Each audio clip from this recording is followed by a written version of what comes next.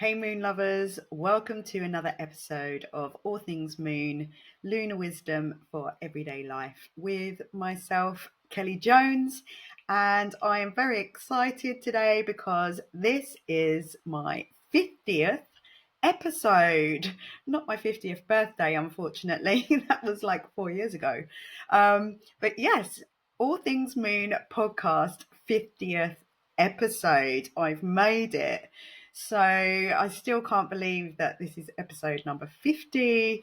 And I would like to ask you for my 50th podcast birthday if you would press the like button, please subscribe to my channel, share my podcast with your friends or anyone you think would benefit from listening to some lunar wisdom to help them with their everyday life.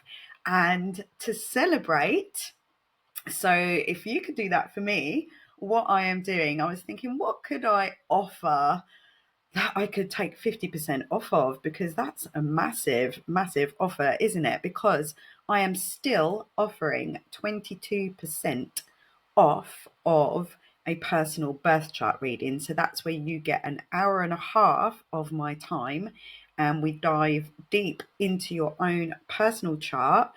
We look at things that can reassure you and give you relief and help you to get to understand yourself better. But we can also look at maybe things that have occurred in the past to help explain them. And we can also maybe have a look a little further down the road and see what the forecast has in store for you. So there's still 22% off of that with the discount code Space Girl 22.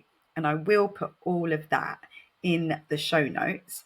But today, just until this time next week, so for 1 week only, I am offering 50% off my Be Your Own Alchemist package. Because I went to my website and I had a little look at my services and I was like, oh my gosh, I've actually forgotten that I even offer this. So listen to this. Be Your Own Alchemist is spiritual lifestyle alchemy. So what is an alchemist? An alchemist is someone who transforms things for the better in a seemingly magical way. So it's transforming you in a magical way. So that's what this package is intended for. So it's going to help to guide you to deeper levels of yourself and illuminating in magical ways, basically. Because I believe what the world needs most from all of us is to know who we truly are. And the more of us that know who we truly are will make the world a better place. Can you imagine if all 8 billion plus people in the world got to know and understand and forgive themselves and know their potential and work towards that potential, knowing their own unique birth charts? Can you imagine what kind of world we'd live in? But anyway, if you want to experience this, it's kind of like a whole month of magical offerings. So you will get a Moonology reading, which gives you a whole year's worth of new moon and full moons and where those, which house areas of life that will fall in according to you and your rising sign. I'm going to give you a mini birth chart reading. So that's like a half an hour reading where we can discuss, one specific thing if you wish, or we can just do a very general chart reading, which covers things other than just your moon. And then also you get to attend 2 of my online moon ceremonies, a new moon and a full moon ceremony. And if you can't attend that live because of the time of where you live, then you will receive the recording from me so you can do it in your own time. And you'll also get a coffee oracle card reading where we sit and have a little coffee together and I read the oracle for you, pull some oracle cards. So amazing offer, 50%. The code for that is Alchemist 50. And again, I will put that all in the show notes. And good luck. I hope you get to listen to this and take that offer up in time before next Sunday. So, where are we this week? So, last week we had the new moon in Gemini, and we also have Mercury in Gemini. And I have got to say, my key words for that was chatty, chatty, chatty, think, think, think. And it has definitely been, for me personally, a week of overthinking. My moon is in Virgo, and Virgos can be overly analytical. They're very good at analyzing stuff. But when the moon is in Virgo, if you have your moon in Virgo, it means emotionally you are the archetype of Virgo. So you tend to analyze everything that's going on the inside in your inner world. And this week, with this Gemini and Mercury energy, because Mercury is also the ruler of Virgo, the overthinking, analytical mind has been on full overdrive. So, also this week, it's definitely a bit sparky because we have Venus currently still traveling through Aries, the fire sign, and we have Mars still traveling through Leo, the fire sign. And today, it's Sunday, the 1st of June. Can't believe we're in June already. We have Mars conjunct the moon today in the sign of Leo. So that kind of energy that we've got going on, it's perfect for the Yoga Wild Man retreat that Tom is currently at over at the Wild Retreat in Sawbridge Worth, which is just over the border from Essex into Hertfordshire here in the UK. So they've been outside gathering round the fire, doing a bit of breath work and qigong, and what else have they been doing? Paddle boarding and barbecue and stuff like that. So, and collectively, they probably had some music and a DJ and were dancing in the woods last night as well. I don't know. I haven't heard from him at all. So, but perfect energy for, festivals, creativity, doing something spontaneous as well. So it's quite a passionate energy because Venus is desire and, love and creativity, and Leo is that as well. Mars is all action. So it could be quite a fiery, short bursts of energy, this suggests to me. Like you have this burst of energy and then you've got to lie down for a little while because you were so spontaneous, you surprised yourself. And also maybe a bit of impatience. So I felt that impatient feeling today. So I've been doing all kinds of things to chill myself down. I've got my beautiful roses here. So I've been out in the garden tending to the plants. I've got an abundance of roses. So I've brought some of these that are kind of, almost ready to drop on the floor. I've brought them into the house. So I can sit and admire them. And I've got my candle burning here, and I have some Flow Nootropics coffee. So that's a mushroom coffee, but this is the one I think that's got ashwagandha in it. Can't remember, but something that's good and calming for me. And I've also had the urge this week to take some blue lotus flower. Now, I kind of thought that was a bit crazy because with this overthinking mind that I've got, blue lotus flower usually shows up when you're asleep. That will be where you know if you've had too much of it. So it can give a nice kind of sense of euphoria and calm and, just a general sense of better, feeling better, and a good sense of well-being when you take it. But in your sleep, it does help you to have much more lucid dreams. So I've been having some crazy ass dreams with all this chaos, but I figured, we process in our dreams, and we can ask for some answers in our dreams. So a little bit of dream work this week to utilize this overthinking mind that I have right now. So we've still got Mercury with the Sun. It's still in a little wide conjunction to the Sun in the sign of Gemini. So, it's a very high time of communication. Geminis love a chat. They love a bit of gossip.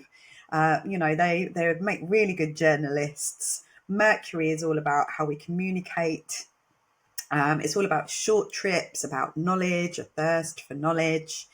And we've also got Jupiter still in Gemini until the 9th. So we have 1 week to go, just over, until Jupiter crosses over the border into the sign of Cancer. And me personally, I can't wait for that energy, being a Cancerian, and Jupiter being the benefic planet, especially if you have a daytime chart. So if you were born, your time of birth is in what's considered to be the daytime, when the sun is up before it goes down, then Jupiter is your more benefic planet, and Jupiter is exalted in the sign of Cancer. So I will be diving into that as we go into it with a little bit more information. But as I said, we still have Jupiter in Gemini, and because it's just about to move signs, it's at those final degrees. So I think today it's at 28 degrees. So this week it will be moving into that 29th anaretic critical degree. It's that time when the strength of Jupiter in Gemini at its last moment will be exaggerated, because Jupiter expands and exaggerates and overdoes and brings out the truth in a big way. So I know for myself that Jupiter has been traveling through Gemini in the 7th house of relationships since it's been there. So again, it will be a relief for that to move on. But we've got this last week of that very strong energy. So communications, overthinking, truth, bombs, stuff like that, all around whichever house area Gemini is in your chart. So if you're not sure, just send me a message and we can take a look at your chart and see where it's been showing up and where it's going to show up when it moves into the sign of Cancer. So the moon is, as I said, currently with Leo at the moment as I'm talking, but tonight the moon will move into the sign of Virgo. And remember, the moon moves every 2.5 days roughly, so it moves pretty fast. But it's moving into Virgo for the next couple of days. So any chance of my overthinking, analysing mind, not being on full speed ahead is unlikely. But because I am aware of this, I can be, I can make sure that it doesn't end up being a destructive overthinking. So what I have been tending to do is to kind of take myself into an observer mode of my own mind. So I let it go. I just let it go and run like a child, wild and free, making up stories as it goes. And then I kind of, listen and look at those stories that my child, creative, wounded mind creates, and just sit with that for a little while and realize that, it's amazing how we can create stories in our mind that just aren't true. And what I also do is I notice what those stories feel like in my body and think, well, does that feel true? Or am I just making that up? It doesn't feel very nice. Why would I do this to myself? All of those kind of things. So very analytical, very Virgo, but not allowing it to take over and become my behavior. That's what I'm being very mindful of. So just a little bit of advice and a tip for you there is to maybe, go for a run. I could see that over at Sobridgeworth at the Wild Retreat, there were some people paddleboarding this morning, and that would be a perfect thing to do if you are in that overthinking space, that kind of flowing. You've got to concentrate and be present so you don't fall off into the water, but the water is a calming place to be, being outside, getting more in touch with yourself and your body and less with this thinking mind. So really try to do something that helps you to not encourage that, and helps it to be a lot calmer and keep yourself, doing something, being a little busy. Go for a run if that's your thing, or meditating can be good, but if you're overthinking, you might find that meditating is a little difficult. So I really do think, going getting your feet on the ground and getting into your body is a much better way. Getting on my yoga mat down here and moving in a way that feels good and calming and helps me to feel safe and secure in my own body, so that these little thoughts that escalate drop into that safe and secure zone that Cancerians love to be in, out of kind of the, fear zone of making up stories. Anyway, so by Wednesday, this buzzy energy is going to keep going on. But by Wednesday, it should calm down a little bit as the moon moves into Libra for a bit of balance. And then by the end of the week, Venus, who's, on fire in Aries at the moment, is going to move into Taurus. And Taurus is her palace. It's where she's at home and she can have her creature comforts, where she can be sensual, get a massage, and be in her much more feeling homely, more practical, grounded, earthy space. So that's by Friday, into the comfort zone a bit more. So tomorrow we arrive at the first quarter moon phase since the new moon in Gemini. So the first quarter moon phase is where we've set our intentions at the new moon. So if you know what house area that new moon was falling in for you, so that was for me, it was in the relationship house. We would have set our intentions based on maybe some journaling prompts that I did give at the new moon ceremony. And I think I gave some out on the podcast last week as well. Those intentions that we set as we arrive at this first quarter moon, as the moon is, just, you can only see half of it, is the point where we first come across maybe an obstacle or a challenge that gets in the way of those good intentions that we set. So, I've been fully aware of those for me this weekend. Mostly mine is my own mind. So the Oracle journaling prompts. So what I do at a new moon and a full moon ceremony is I give you some journaling prompts. And whilst we're collectively pondering on those same questions, all with our different answers, I pull some Oracle cards just to back up those questions. So I'm going to do that live today. So I'm just going to give you these, and obviously I'm just going to pull one card out here for the general theme of these questions, or maybe two will come out, who knows, we'll let the Oracle decide. But a journaling prompt for you based on that new moon phase that we've just been in, coming into this first quarter moon phase, bearing in mind that there may be some challenges or obstacles coming up for you at this present moment. And you may not know the house area that it falls in for you, but it will probably be obvious. And if I told you, you'd go, oh yeah. So what truths need to be spoken What conversations are you ready to begin? So what truths need to be spoken, and what conversations, this card, are you ready to begin?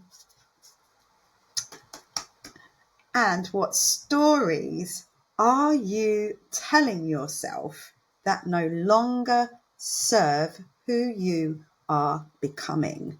What stories are you telling yourself that no longer serve who you're becoming? Well, there we go. I had the urge to keep going there, and 3 cards came out, and I can see one of them. The second card came out on after what truths need to be spoken and what conversations are ready to begin. Just before, what stories are you telling yourself that no longer serve who you're becoming? This card, I'm just going to tell you about this one first, but it was the second card that came out. But this is the card with Pinocchio on it, with his long nose, a tall tail, sitting on his top hat there. I mean, you know, the oracle has spoken. Stop telling lies to yourself and stories that aren't true, Kelly. Also, we have this card, the Time Machine, come out. So this one here, the Time Machine. Sorry if you can't see this and you're just on audio, but on Spotify and YouTube you can see me. And this one is Close Encounters, with a butterfly flying free from a cage. So I'll elaborate on that in a moment. But as I say, what house area is this falling on for you? 7th house of relationships for me. And I feel like, my creative story mind is on overdrive. And what springs to mind is the story of the magic porridge pot. she wishes for more porridge, and it just keeps on spilling out over the edges. She just can't stop the porridge from coming thick and gloopy.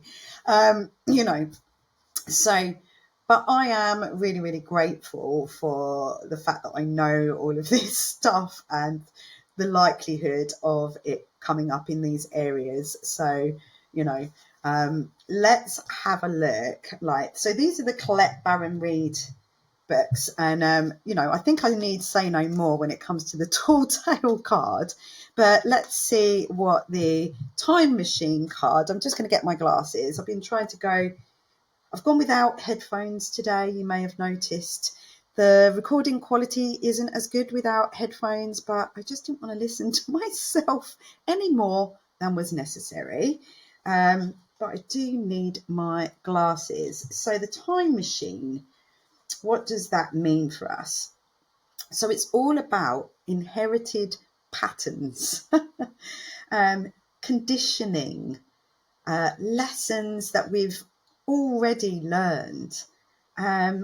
It's that cellular memory. And, if we've got these patterns keep playing out over and over again over time, it's time to do something about them. And if you're having trouble doing that on your own, so I've had one session of theta healing, which I think I told you about last week. And it's definitely integrated because I was really having trouble with my throat chakra and actually trouble with swallowing some food. I kept getting this panicky feeling about choking on my food, and that has definitely become less. I've been able to eat a little bit more easily and speak a bit more easily and speak those truths more easily. But I'm definitely going to have more of those sessions. One is not enough because I can, from this observing of the stories that my mind creates, I know that there is a pattern there that has been installed over time that needs to be uninstalled. And just trying to do that myself is quite difficult. So, go and seek out somebody that can help you with this stuff. There's so many people trained in beautiful modalities that can help. with this stuff out there. So theta healing helps to uninstall beliefs that are not serving you, and it goes straight to the creator to do that. So yeah, it's stories that we inherit from our ancestors, our culture, the world around us. And then as we develop new stories in our life, we're building them on those old foundations, which is very, very applicable to Saturn having just moved into Aries, which I'll tell you about in a moment. So, you know, we need to ask ourselves in this situation, what can I learn from those who came before me? And, you know, how can I build on what I already know and integrate this understanding, and what might I do differently? So basically what I've been saying, the tall tale card, just in case those of you wanting to know, because we kind of know already what that means, but just to back it up, the concepts are denial, concealing the truth, you know, so that you can manipulate and control a situation, fear-based communication, creating a narrative to hide behind, not allowing the fear of what others think to influence your words, and learning to communicate from a place of authenticity. But the first line of it here says you or someone else is telling a tall tale right now. You always know if a falsehood is spoken because it doesn't feel grounded.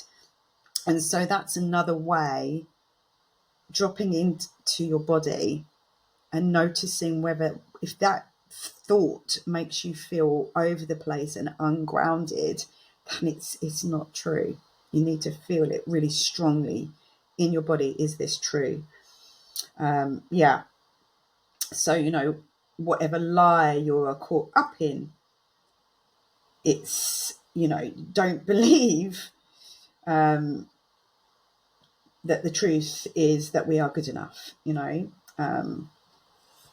So rewriting those stories for ourselves. And the close encounter card, because we are going on time now, and I want to fit in a little bit about Saturn in Aries, and to tell you that I will be doing a little online workshop about Saturn in Aries, and also about Jupiter in Cancer, and later on about Uranus moving into Gemini. I'm going to do some little short online workshops, which you can either attend live or you can buy the recording afterwards. So yeah, the close encounter card. So this is the one with the butterfly escaping the cage. Well, there is a butterfly in a cage and there's one outside of the cage.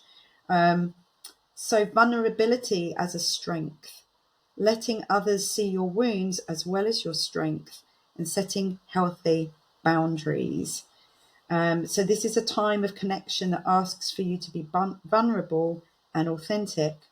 Let go of any social masks, yep, behind that tall tale that we're telling, to lower our shields and allow yourself to step into a dance of intimacy. So, you know, it's vulnerable to speak our truth, yeah. But this time of Mercury in Gemini, we need to be communicating our truth. We really do.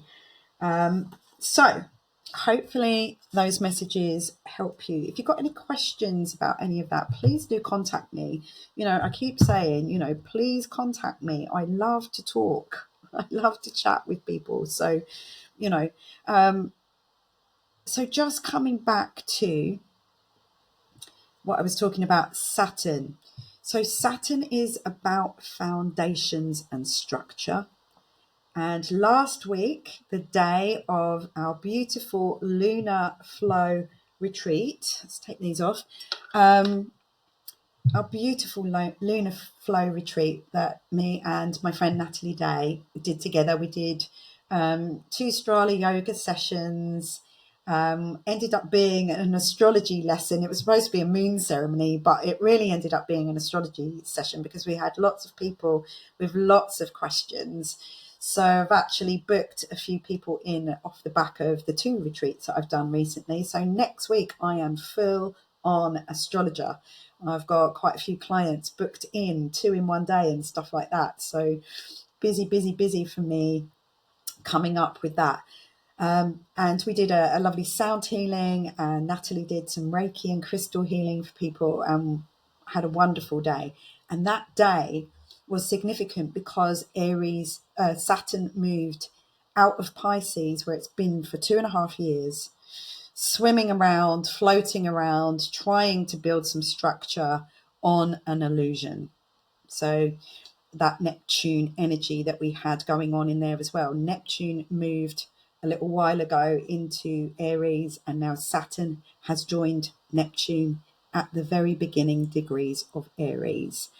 So Neptune dissolves, and it can be illusion. We can get that disillusion come from when it dissolves something and the truth is revealed, and Saturn is that reality. So it's coming to tell you the real truth of the matter. And that energy of endings was so strong with all those planets in Pisces, moving backwards and forwards between Aries and Pisces. But now we have this forward motion. But that's not quite the truth, because Saturn is going to remain in Aries until September the 2nd, and then is going to retrograde again back into Pisces for until February next year, around about Valentine's Day time. And then it will be in Aries then until April the 14th, 2028. So really what we're doing now is we're getting a taste of what's to come once that forward motion happens from next February. So until September, we can see what this energy of Saturn in Aries is likely to bring. And it really, really brings up questions around structure and leadership. What is leadership? Who is in charge? Why are we letting them be in charge? Who should be in charge? Who can lead? Who's a natural leader? Who shouldn't be leading? All things like this. Where are we headed? Long-term goals. Saturn.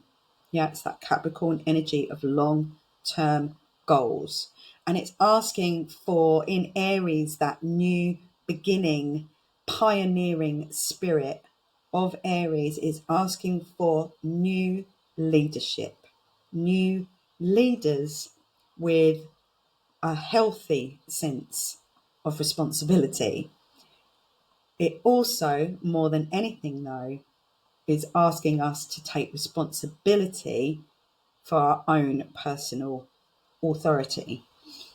Bearing in mind that Saturn is considered to be the lord of karma. So we're going to see some of that karma as Neptune dissolves. Yep.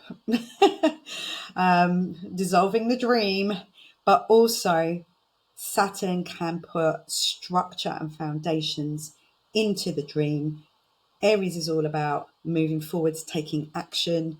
Saturn is about restrictions, putting some rules in place and boundaries in place so that you can take action on your dreams, but in a realistic, mature, responsible, and long-term goal way.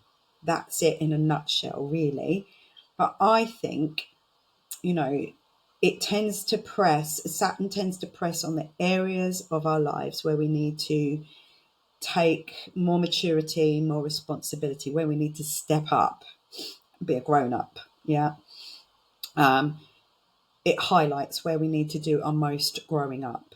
It encourages us to take ownership of our life, responsibility for ourselves. Yeah, and Aries is all about the self. So I think, without going into any more detail about that, it makes me think of the Hopi prophecy. And Tom and I did a gong bath on Friday night, and the theme of that was time for change. And at the end, I was called to play the Hopi prophecy whilst everybody was in there just coming back from outer space. Very, very powerful Saturn gong bath. And you might notice that Saturn, the gong, is not behind me. If you normally watch this podcast, it's not behind me because Tom has got Saturn with him at the Yoga Wild Man retreat. So Saturn is getting played a lot. I took Saturn with me to the yoga retreat last weekend as well. So that very strong, powerful, deep, serious Saturn energy. And I played that Hopi prophecy at the end, just so we reiterate that message of, in other words, if you like, to not look outside of ourselves for the leader. We are the ones we've been waiting for. Back to self. So I really, really believe, because I'm a big picture person, and that's just going to get greater now that Jupiter is moving into my home sign of Cancer on the 9th of June. I really think, in the grand big picture, if you can really pull yourself up and away and look down at the greater story of things, all of this illusion and deception and this can't trust any news that we hear anymore. I'm still amazed that people believe everything that they're hearing on the TV and the radio and the papers, and they get so caught up in stuff that they really don't know that's true. And it's because we've been pulled outside of ourselves, which is why I'm so encouraging of you to get into your body, get to know and understand yourself better, be your own alchemist, because this big picture is bringing us back to self. The one person that we can trust should be us. And if we all trusted ourselves more and we were all connected with ourselves more, then we will be able to trust each other more. So, just to remind you, this is my 50th episode, and there is a 50% discount off of Be Your Own Alchemist package.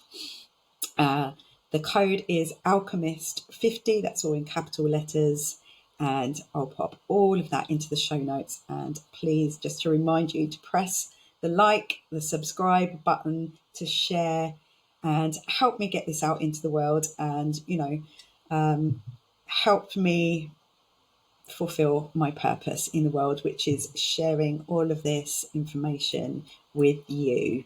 Lunar wisdom for everyday life. So I'm going to sign off there and go get myself some food because it's halfway through the day already. And I will see you all next week.